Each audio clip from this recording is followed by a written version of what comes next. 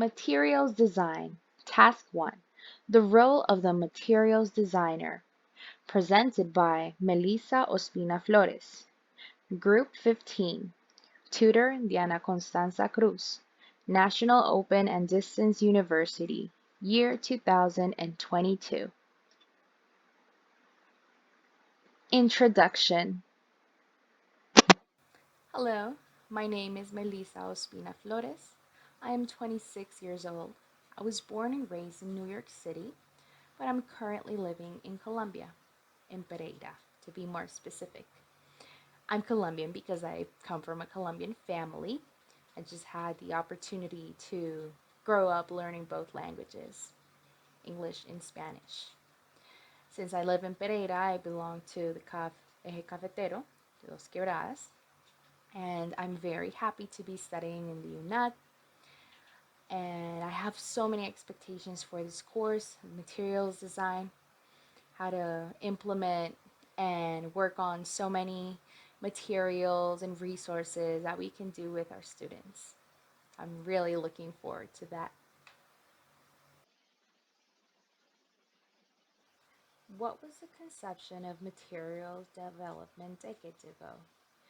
So, for many decades, materials development was basically the production of a wide range of learning resources, illustrated and combined with methods. Teachers have now been building and changing lots of teaching resources and methodologies. What does developing materials demand from teachers? Give at least 6 demands and explain them. Developing materials demands teachers to be able to see students as holistic, unique individuals. We must understand that they all learn and understand differently. Therefore, it's important to use different teaching activities in a class. For example, some enjoy constructing by themselves and learn way better this way, while another student prefers to listen to a song about the topic that is being taught.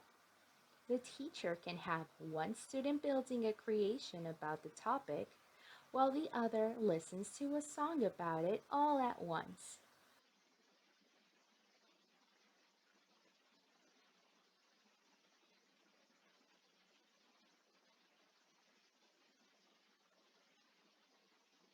Teachers must also facilitate students' learning process, avoiding their frustration.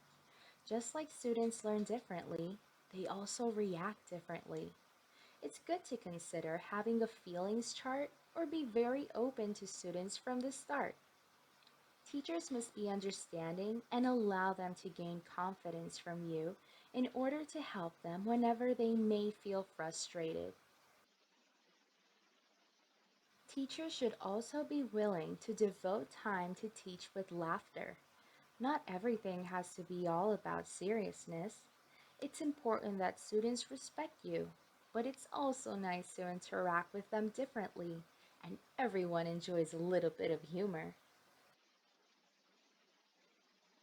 It's also important for teachers to minimize differences and maximize similarities among students. Difference will always be seen negatively as a way of comparing.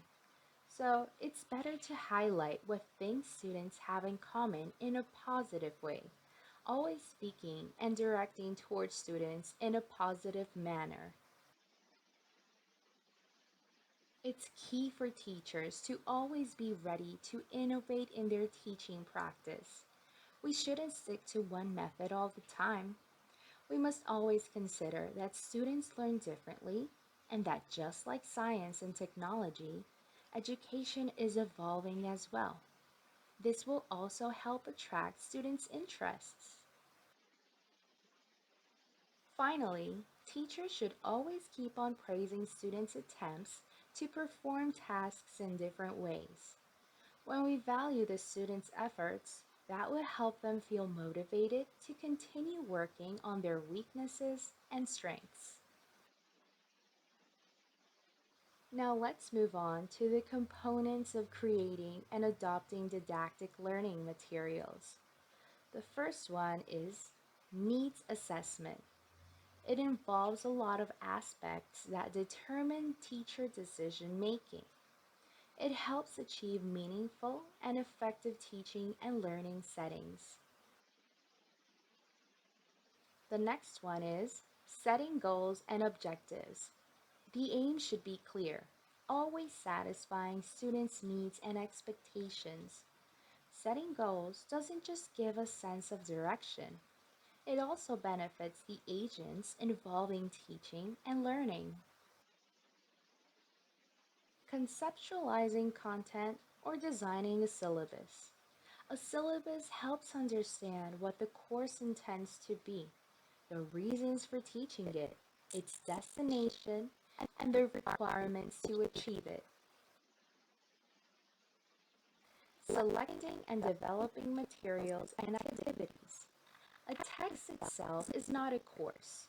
It's just a tool that may be divided in components and specified depending on students' needs, abilities, interests, and expectations.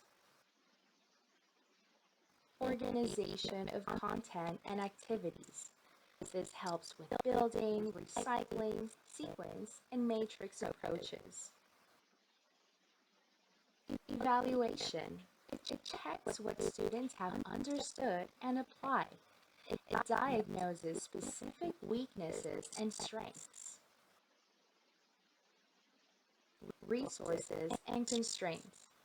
Teachers must be resourceful and have different plans and be able to use anything in specific environments.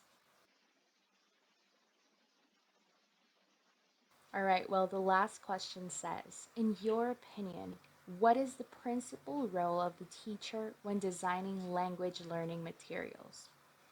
Well, I believe that the principal role of a teacher when it comes to designing language learning materials is to be open minded.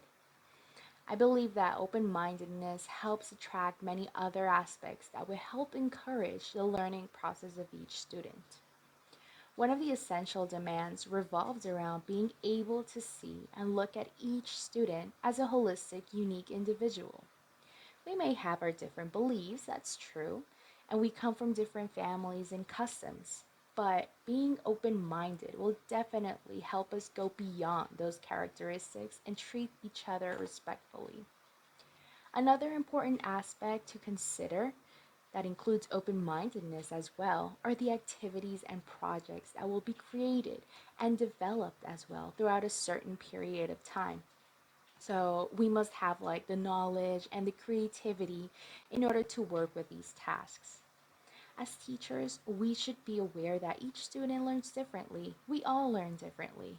And that's totally fine. Therefore, we shouldn't stick to the same projects and exercises. Here are the bibliographical references. Thank you so much for your attention.